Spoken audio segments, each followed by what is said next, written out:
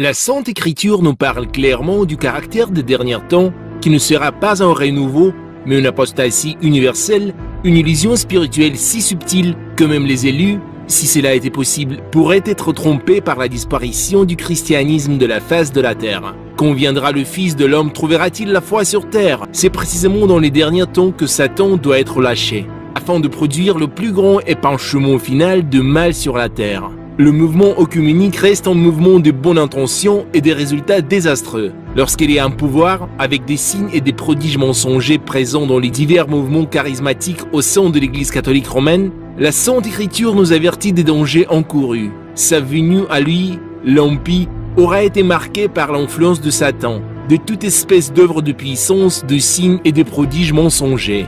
Ce genre de mouvement œcuménique plaça l'Église du Christ dans une refondation blasphématoire. Ce fut seulement le premier pas vers un but plus grand, l'unité spirituelle de toutes les religions de toute l'humanité. Jésus-Christ prépare l'humanité à son second avènement qui sera soudain depuis les cieux et il aura préservé les siens qui sont dans le monde. Mais c'est avec l'espoir d'exciter la jalousie de ceux de mon sang et d'en sauver quelques-uns. La vie d'égocentrisme et d'autosatisfaction que mènent la plupart des chrétiens aujourd'hui est devenue si envahissante qu'elle leur ferme effectivement toute compréhension de la vie spirituelle. C'est seulement comme une autre forme d'autosatisfaction.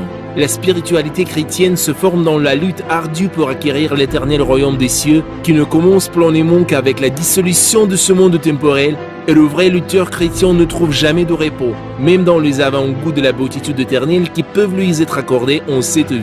Qu'un autre âge d'apostasie précède la manifestation de l'Antéchrist. Le diable a été libéré pour un temps, afin de rassembler dans sa moisson infernale ces âmes qui n'ont pas reçu l'amour de la vérité, comme de toutes les tromperies du mal à l'adresse de ceux qui sont voués à la perdition pour n'avoir pas accueilli l'amour de la vérité qui leur aurait valu d'être sauvés.